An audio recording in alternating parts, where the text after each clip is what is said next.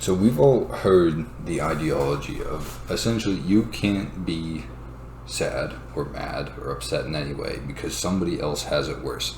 And I want to explore where that leads a little bit, because on face value, it makes like a bare minimum of sense. But if you go into it for a minute, it completely falls apart. The first and most obvious way it does is, okay, somebody else has it worse, so I'm not allowed to be upset, right? There's people starving in Africa, so I'm not allowed to be hungry. That doesn't really work. Hold on, you get the idea. There's other people who have it worse. Somebody's living in a cardboard box somewhere and freezing their nuts off, and somebody like kicked their dog. It's just all bad.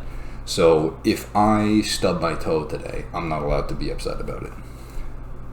The converse of that is that somewhere else somebody has it better, so I'm not allowed to feel happy. Somebody's living in a mansion somewhere and like eating caviar for breakfast, caviar for breakfast, lunch, and dinner, and like hanging out with supermodels or something. I don't know, but they have it better, so I'm not allowed to be happy. And you can do this for like every bit of the human experience and just say, well, somebody else is experiencing more, so you're not allowed to experience it all. That doesn't make any damn sense.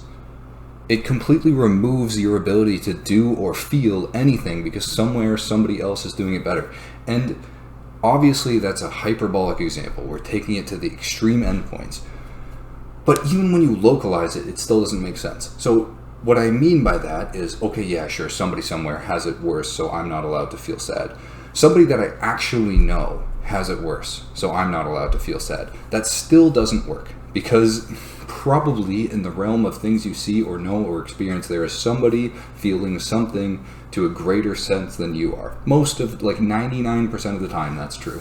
Which means you're allowed to interact with, 1% of the human experience. It still doesn't work on a local level, which is usually how people use it. They're not like, somebody across the world has it worse. They'll be like, somebody in the same city you live in has it worse, so you can't be that mad.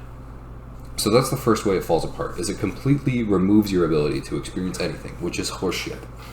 The second way that this doesn't make sense, to me at least, is this is a complete overstepping of the bounds of what empathy is supposed to do. So what empathy is supposed to do is you see somebody hurting in some way, like maybe your buddy just got like laid off from their job, or like got broken up with, they're going through something, right? The empathy involved in this is you're not going to go up to them and be like, man,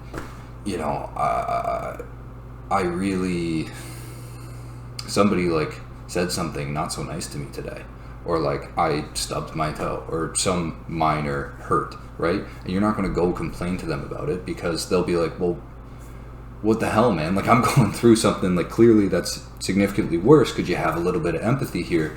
That's what the social function of this phenomenon that I'm talking about is it's to stop you from, is to give you some contextualization so that you can interact socially in a more streamlined way. Right? It's so that you're not putting yourself at odds with other people, because you're not taking the context of their experience into what you're saying and doing towards them. Right? But it's a total overstep. Like, that makes sense in isolated social scenarios where you would cause social distress to somebody through your actions if you don't consider the context. Outside of that specific case, it makes no sense. Somebody else's joy or sorrow, unless they are like very personally connected to you, has no impact on your joy or sorrow. Like I have to think about this because I want to choose my words carefully. So what I'm going to say is this: if somebody is going through a tough time, is struggling or whatever, I'm not saying you can't care about that person even if they're not directly connected to you. And I'm not saying it's the right thing to do to not care about them. That's not what I'm trying to get at. But there is not a direct through line between somebody else experiencing something and you experiencing it. It just doesn't work like that. If it did work like that, if you were able to feel the ails of the world, like, you would be paralyzed. If every time anything bad happened to anybody and you felt that in equal measure, we would all like, it would be bad. It would be really bad. Nothing would be able to function, right? It's okay for empathy to die off with distance, is what I'm trying to say here. So that's the second way that this falls apart. Is the first is that if it works like this, if somebody else has something bad, you can't have anything bad, or somebody else has something good, you can't have anything good. You don't get anything. That's the first way this falls apart. The second way this falls apart is that you can't empathize to the utmost degree with every single thing happening. It might be morally ideal, but it doesn't work. We would cease to function as human beings. So that can't happen.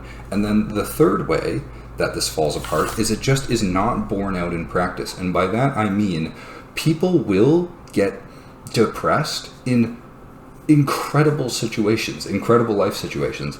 People will get a lot out of life in terrible life situations. Does that mean that there's two real ways to look at it? The first is that, okay, if you have somebody and they're like a billionaire, they never have to work again, they have a loving family, they have stuff around them that really should improve their quality of life, and they are massively depressed and end up killing themselves. And then you have, conversely, somebody living in a dirt hut, they eat shit every day, like everything's bad, and they are very grateful for the life they have, and they're like a joy to be around and so on. Does that mean the prior person is like a terrible example of humanity and the former person is a terrible example of humanity and the latter person is like a shining paragon of what we should strive to be?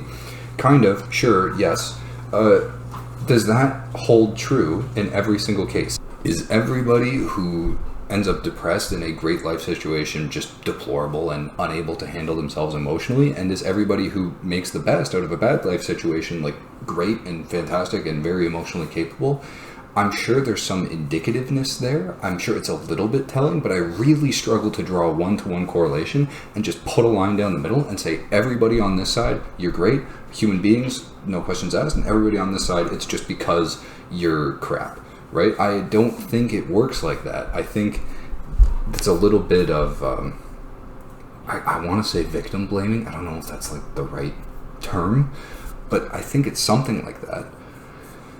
My point is, even if you would like it to be the case that your satisfaction, your happiness, how well you're able to cope with the slings and arrows of everyday life is dictated entirely by how well off you have it, it doesn't work like that.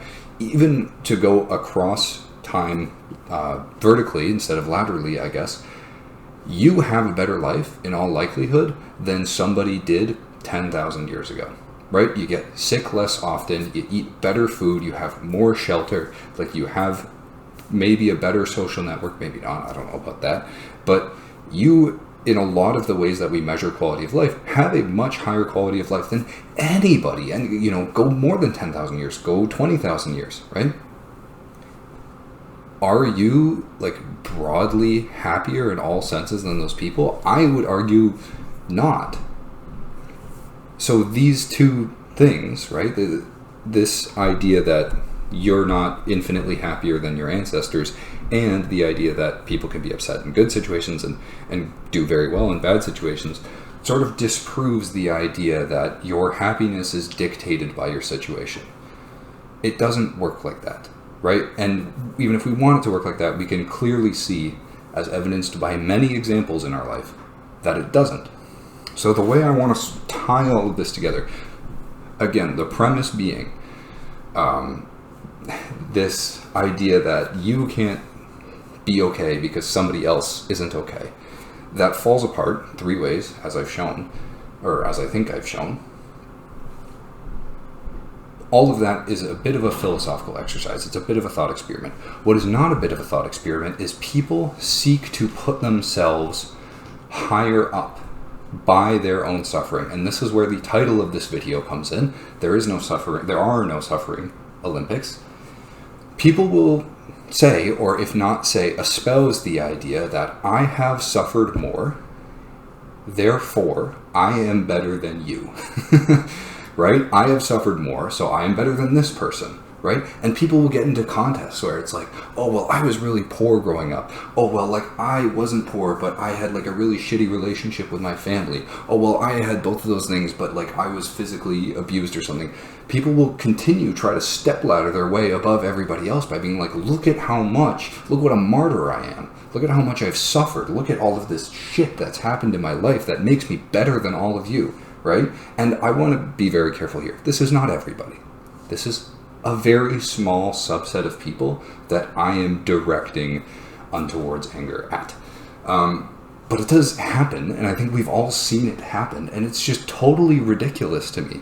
And I think compassion and empathy is an integral part of what it means to be human, and if somebody suffers, it's almost your duty to, I was going to say suffer along with them, that's not really what I mean, but to be compassionate towards them, to have some understanding of like, hey, it's not easy. It's not easy for anybody. It's not easy for anybody, it's not easy for any of us, and it's especially not easy for you right now, so I'm going to try to do what I can to make your life better. Yes, 100%. And I try to have that compassion myself. But the second somebody turns around and tries to weaponize their victimization, the second you use your victimization in a sense to say that I am better than you, or I deserve more than somebody else because I've suffered more, I lose that compassion. Because clearly you are not viewing it as a suffering done to you, but it's almost been like a gift given to you because, all right, well, you had to go through the shit, but now you can use it to exploit everybody else. And it does not sit right with me. So I have all the sympathy in the world for somebody who is legitimately done wrong by the world around them, and it happens. But the second you try to turn that around and say, well, it means I in turn deserve more, I have no time for it. There are no suffering Olympics. You get no fucking gold medal for suffering the most. And to tie this back to the start, you going through something bad does not mean that I can't. You having terrible things in your life does not mean that I can't have had anything bad.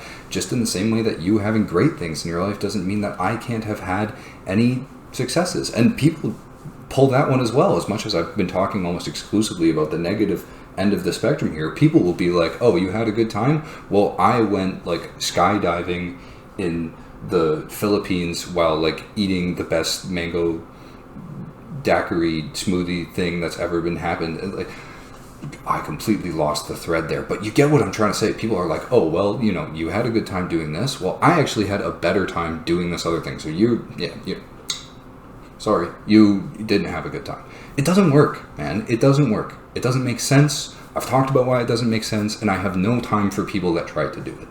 So that's really all I have to say is there are no suffering Olympics. You get nothing for having suffered the most.